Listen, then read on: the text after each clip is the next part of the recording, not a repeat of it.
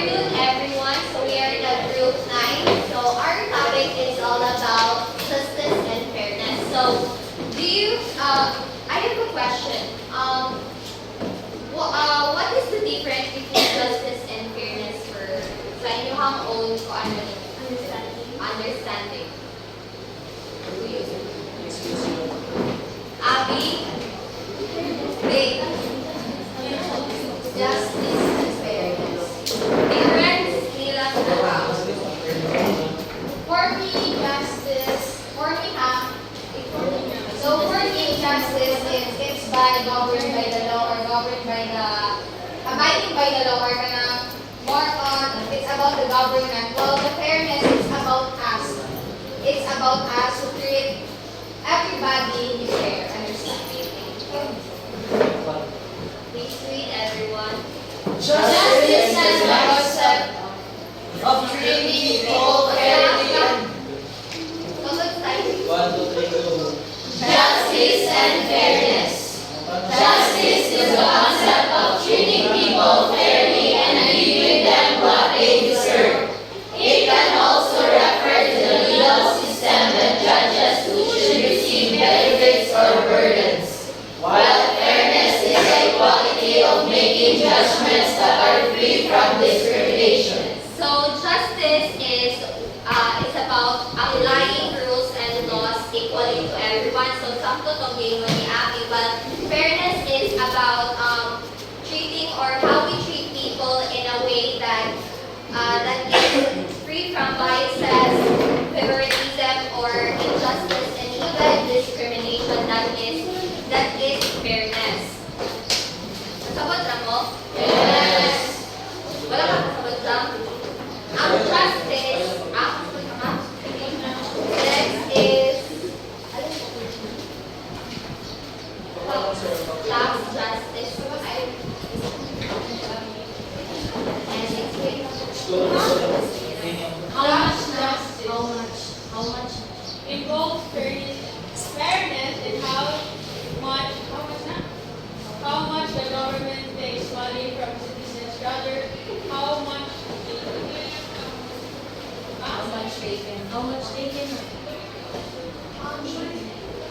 So, tax justice is about ensuring that the process of collecting taxes is fair to everyone. So, kaning tax justice is parang kung siya kanang collecting taxes na fair ba sa tanan, and it doesn't focus on amount of money taken but rather on the fairness of how money is collected. Like fair, from the word fair to everyone. Ang taxes is kuan siya kanang fair ba pag-collect ba, na justice ang kuan pag-collect sa taxes. Next is tax fairness. These three can and see. It's a complex concept that varies by stakeholder. It can be achieved when taxes are collected and distributed effectively and when corporate tax abuse is eliminated. So tax fairness means that everyone pays their fair share of taxes based on their income or ability to pay. So kaning tax fairness is kuan siya kanang magbase ra ni sa inyong income or ability to o status sa inyong kuan kanang inyong sweldo or unsa pag-pay of tax, and it's about making sure that the tax system is balanced and doesn't favor some people or companies over others. So fair ra siya, wala siya kailangan dili siya biases, di ba, ang tax fairness. So next is the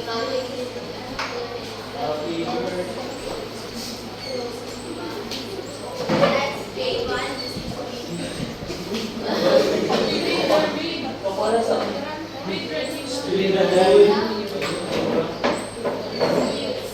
Critics of justice and fairness and taxations and employment idea that tax justice should be assessed by outcomes, not pre-tax holding on tax system. Other Others argue that tax just should be based on whether our tax system is just, not applying fairness that So, ang first is, nagbasabot siya nga dapat fair ang pag-collect sa taxes. Like, for example, ang person ba, nang kolektahan mo siya taxes, like, mag-base siya sa outcome or salt na anong wala pa siya ng anong nakolektahan ng taxes. So, with that means, kapag siya sa silon is, ang uban is disagree about statement. Ang gusto nila is one, ang gusto nila, like, for example, ang tao, ang iyang income is in a proper way ra. So, ang gusto sa uban nga, umingan na yung income, dapat dili na siya mo hatag og taxes, just like sa uban yung mga iwan ng taxes. So, next is Kenneth. Yes. According to John Rawls' theory of justice and fairness, describes a society where citizens have equal rights and work together to operate as a group. Thank you.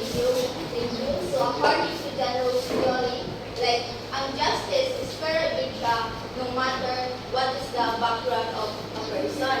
Like, they have the freedom to speech. They have the freedom to choose their age, freedom. Like, one, ang tao is, there is a society is fair na siya. Like, bisan pa sa iyang background, makasaksi siya mo siya. Anyone can give an idea? Can? Sabot ako. Give idea. Share your understanding.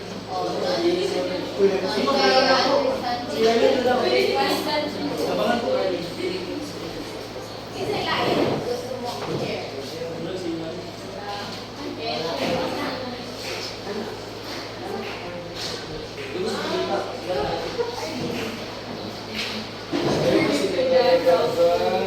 Justice as fairness describes a society with citizens of equal rights.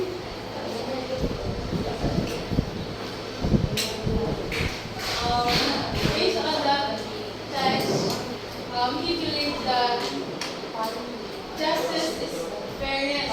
So if there is justice, there is fairness, and therefore there is peace.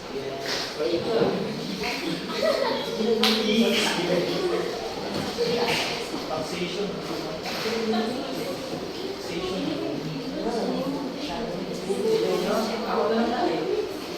Okay, next is eight aspects of justice and fairness in taxation.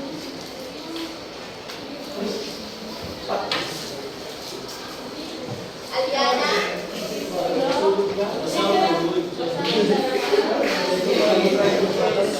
Ability to pay principle. This core principle states that individuals should be taxed based on their income or wealth, meaning those with higher income should be contribute a larger proportion of taxes relative to their earnings. Thank you, Aliana. So it is understandable statement. If ever ang tao galing kay rich siya, dapat ang iyang ihatag na taxes sa kwan is higher po, based po sa iyang status sa life. Kung galing po, gawin ang iyang taxes. Yes. So the second aspect of justice and fairness is the progressive taxation. Please read everybody. A tax system where the tax rate increases as the income increases, aligning with the ability to pay principles and generally considered more equitable. So, Mr. Eduardo, what do you mean by progressive?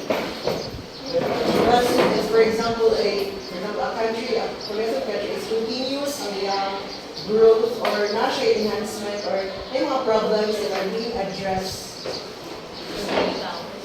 Progressive taxation, for example, if I build a business, nagsuot pa siya kung iyang power is 50%. So, ang tax ana is nara siya sa 50%. But if as time goes by and progress is on, mas wala ko ang taxation because the business itself is growing. And kung kuwan ko siya, kung decline ng business, same as kung the taxation, kaya ang income sa business is not the same as katong naka siya in progress. Anyone? Wala nila yun? So, progressive taxation means higher tax rates for those with higher income or more wealth, so that those who earn or have more are taxed at higher rates. So, ang progressive taxation, if, like for example, kaning sa ato nga nasa Changi nato, like anang we shop, same ba na silang tax sa atong namaligya sa sidewalk? No. Okay. If ang we shop, dako naman siya o na bang o income sila, so mas dako po nila ang tax. While sa mga katulong na sa sidewalk, binagway na mga tickets na nila mga 100 a day nga na sila sa naka-observe ko na katong nag-immersion ko sa mayor's office. They give tax, nagkuhan sila og tax sa every vendors nga naa sa kaning Changi, pero different ang ilang nga bayad. Kung dako ang imuha nga tindahan, dako pud ang tax nga imuha nga gi-contribute sa government. If gamay ang imuha nga tindahan, gamay ra pud ang imuha nga usali. Why? Manang ana ang ilang nga pamaagi. Yes, Miss Aliana? Ngano ingana ang ilang pamaagi? Sige, Camille. Parang inanay lang pamaagi kay, di ba din ka nga, kung magkada ko ang income, magkada ko ang ilang tax kay, para ng bishop, so, dako mag-income, so dako ay yung tax. Okay, Sige, ikaw, istorya? Ikaw, Jason. Sige, wala. So, kanina ang pamaagi sa government, if dako ang imuhang ka ng pagtindahan, mas dako ang income ba? Mas dako imuhang tax. And anong gamay imuhang tindahan, gamay ko imuhang tax niya, paliara man mo nga naman niya. Ay, kay, Ay, sige, sa. dili na lang mo. Dito. Ay, Juan, para ako kay, sa mo, bueno, kung noong i-base ang mga tax sa mga negosyo, dako kay pag-tax niya, kamay lang yung mga negosyo, malugi. Yes. Ang may makapa-down sa pagkakuhan. Ikaw, sige. Una siya ginana because applying the fairness and justice today, ang taxation system of the Philippines, we need to, of course, we need to consider that if the income is lower, the tax would be lower also, because what will happen to a business if the tax is more bigger than the income itself, then therefore the business will decline those compared to the rising or the business that are higher, that has higher income, they should pay higher tax because to be specific, the tax that is kanang di pangayo sa gobyerno for the business kay gilaban man nila so maybe for the ilang ising level ang tax sa dahil income maybe malis than wala na yung fairness and justice dito sa gamay na. Yes, thank you. So, nakasabot na mo sa progressive taxation. The third one is the horizontal equity. Please read, everybody. The concept that individuals with similar economic circumstances should pay the same amount of tax. Who has an idea what is horizontal equity? Yes? Ate? Very please. Abigail. So, horizontal equity refers to the principle that individuals in similar circumstances should be treated equally, particularly in the context of taxation. This means that people with the same income, wealth, or ability to pay taxes should be subject to the same tax rate or burden. In essence, it's the idea of equal treatment of all equal. So, one, as you observe that progressive taxation and horizontal equity is the same. While sa horizontal equity, one siya ba? Kaning, if dili siya wala bang pinuksan ba nga dapat kanang upunsa ra gud ang imong nga income or naba ka sa low or naka sa middle or sa higher class, dapat 10% sa lower 20% sa middle, sa higher, 30%. Inana ra jud dili gud siya mo taas, dili gud siya mo maba. And then, one pod kanang sa horizontal equity, muna siya giingon nga dapat equal ra ba na siya justice and fairness ang paghatag og tax. Kay if kanang dili na siya isunod ana nga kuan kani bang ana nga taxation na may possibility nga ato nga country kuan ba kani kung sa ni makuha siya dili na moabot ng mga transportation ba dili wa ni mamali tungod sa kabudako na ba budako na ba ang taxation ba imbis dapat ilo kuan ba siya na limit ra ba para mo mas mukuan pa ang ato nga sa ni atong country nang mo na siya makapadato ba kung sa taxation ba ang taxation mo makapadato sa atong country. And the next is balita kasi napay ikadugang sa horizontal equity. Vertical equity, please read. The idea that individuals with higher income should pay a larger proportion of taxes compared to those with lower incomes.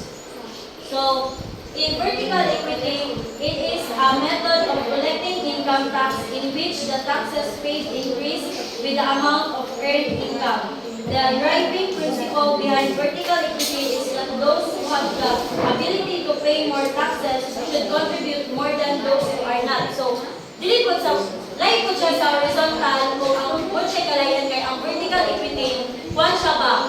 The more na naakay kanabang sa liba, naakay ka o income pangalain like sabi siya, dako kay sa income, sumatag po sila o kuwan po higher po yung tax. Should man, dapat di ay ka mag-contribute po ba? Lahi po ang iyong tax. Pero if nakakay ka contribute kay dako makag-income sa iyong mga tindahan, kinahanglan day ka ba? Kaya naman dili should contribute more to tax. Muhatag pa day ka ba? So, para ninyo, unsa na siya? Unsay mas prefer ninyo? Ang horizontal equity or ang vertical equity? Why?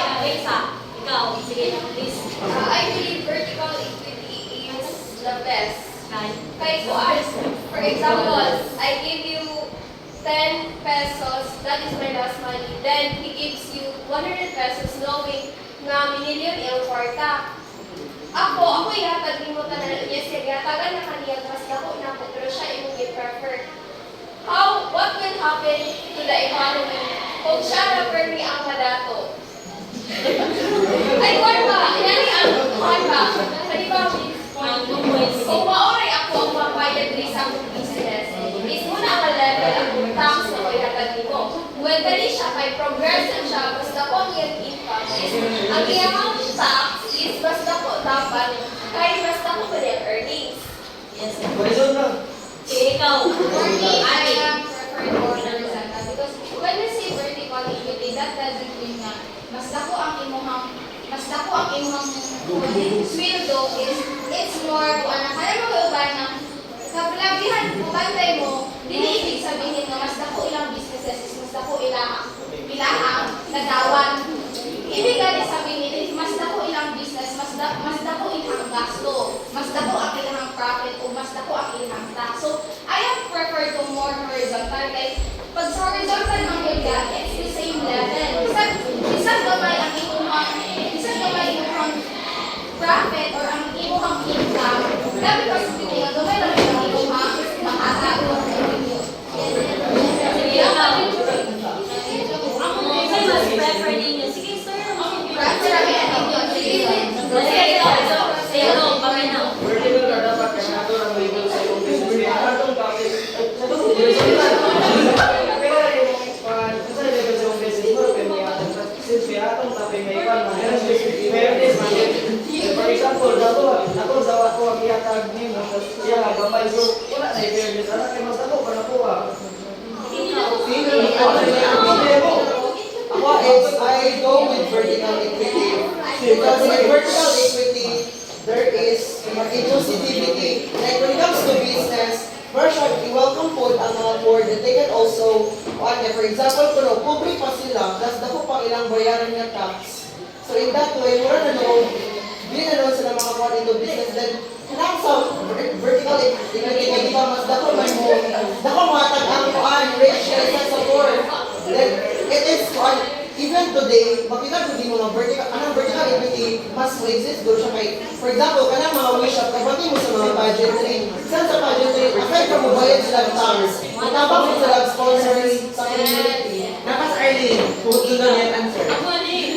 So here in the Philippines, I do kuan sa vertical equity why. Most of the high kuan kanang mga emerging businesses around the Philippines is not owned by the Filipino itself. So therefore, most of the owners are Chinese. So I believe for the improvement of the economy and for the improvement of the Philippines, we go for the vertical equity for them to pay much higher prices. They are also gaining much than the regular citizens in the Philippines. Kay kuan manggod kani ang progressive manggod even though kanaggamay ang imong tax kuan manggod siya mandatory manggod siya nga kana ba mo progress ka bisan pag kinahanglan jud nimo nga bisan kanaggamay ra ang imong nga kanaggikan ka sa gamay nga tax dapat gud siya ang imong earnings sa imong nga tindahan dapat gud magka level up gud ba kay kinahanglan man siya nga magtaas ang imong nga tax din pareha karon kanang sa una nga tax nila. If ever ka nang ang ilang nga tindahan, nabali ka sila gulad, nabali ka sila grocery, usa ra ang tax ba? Karon kay gibinagsa naman nila so magkadako ang ilang nga tax, lay ang ilang tax sa tindahan sa gulad, lay ang tax sa tindahan sa ilang grocery. So, ingana ba sa progressive, magkataas ang ilang nga tax muna, kinahanglan sila magkataas ko ang ilang nga earnings, ang ilang nga income, while sa horizontal, kung pila ra ko ng imuha nga income, maura ko ng imuha nga tax, higher man na o lower. Di agad equal ba? While sa vertical, dapat if higher ang imuha nga tax, should contribute more money pa ba? Nga na, kinahanglan ko ba nga, kanang mo-contribute pa nga, mabalog yan na nila, kay magkuhan biya ka ng permit, makabalog yan sa DCI, biya ka na nila. So, kuhan kaning, why, nakoy pangutana, nga nung kinahanglan siya nga kaning sa progressive taxation kinahanglan siya nga mas magkadagko bisan pag magkalisod ka o kanang earn ka o kwarta magkataas-taas ang taxation. Manong sa progressive taxation nganong magkataas ang taxation even though gamay kinahanglan pud ba nga kinahanglan pud ang imong earnings sa imong nga baligya bisan gamay kinahanglan pud taas. Kaya dapat, di mo abulong itong tax ba nga ilang demand sa progressive taxation. Sige. Nganong sa progressive taxation, nganong kinahanglan nga kuan magkataas ang ilang tax while ang imo kong income paningkamutan nimo nga mutaas pud siya. Thank you. From the word progressive, progress means kuan leveling up. So, kung naman yung progression na leveling down, so it is leveling up. So, you have to reach the standard where you need to work extra hard para maabot sa taxation because when we're progressive, progress it will stay on the same level as it was before. Kaya, the government is expecting you mutaas imuhang income for your business. So, dapat sa progressive taxation manggod umayong based sa akong research diyon sila mandatory kay unsaon kuno pag progress pud sa imong mga country if ang imong tax daw kuan kaning sa bang kanang dara kun diya ba wala increase ba in ano ra daw diya ra taman so dili mo increase how this would mo improve ang imong mga country yes ang panahon sa tax kay tungod sa inflation, mas makamahal ang mga kaliliton, mas makamahal po ang tax. Mo po niya kailangan kang mobile ng tax in relation to progressive country. Kay ang ato magong tax is mapunta kuloy na siya sa gobyerno. Every time na ay disasters or any unexpected na mga pangitabo like atong pandemic sa atong country, kung nagana akong tax is mo give back ko na siya natin. so nakasabot ra mo unsay kalayan sa progressive horizontal o vertical equity. Yes. Okay, next is, please read everyone. Justice and fairness are critical concepts in the realm of taxation that influence both policy and public affair perception. While challenges remain in their implementation, a commitment to these principles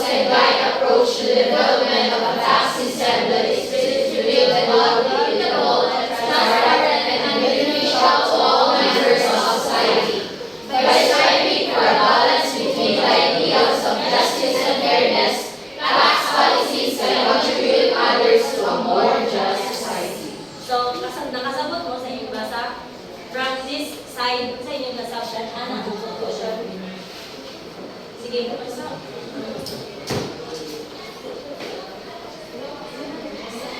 Sige, Aliana, ate Imalay, please. Amo. Sige, balikan ka mo. Dili nga side kung sa inyong nasabtan ana ang conclusion.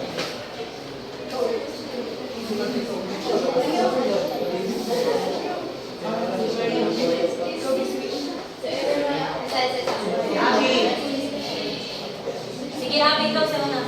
So, justice and fairness are critical concepts in rural taxation that influence both policy and public affair perception. So, when we say, so let's, atong bulungon kung asa ang justice and fairness. When we say fairness, it is side by the horizontal, which is both individual is bisag higher level or same level is both nga lahat ng tax within same number. While the justice, it is from vertical. Kung kinsa mas dako, maoy mas dako ang hatag. Kung kinsa mas gamay ang income, maoy mas mobo. So, it is really important to understand how is justice and fairness when it comes to taxation. Kay, it's not just dili lang kita maka-benefit but the whole country. We all know that Philippines are not, we can say that we are independent but not on the tanan na aspect. We rely on different countries. We are kanang nagkwenta sa ubang countries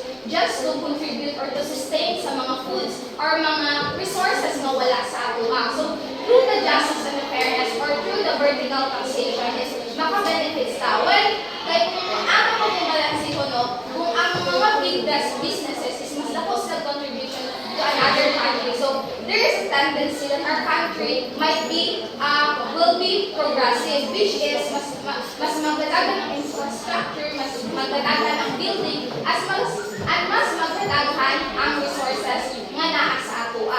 Then, by striving for a balance between the ideals of justice and fairness, both manggo sa taxation, both vertical and horizontal is dako siya og contribution sa ato, not just by the equality but also for the improvement for ourselves. Kay kung mag-rely pa gud sa usa ka person nga dili ra ko mag-work hard because I know nga maura na akong balaryan same ra sa dato. So there is a tendency nga dili na naman po ka mag-effort kay walay standard, wala ka nang abide sa government. Well, the vertical is nag-give siya og chance sa others.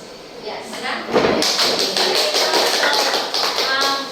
Mabaloko nga nakasabot ang mutanan and it is very important that taxation through justice and fairness is very important so that the country will banay progress and sa nga mas makadato mo ang tax kung na ba sa ato.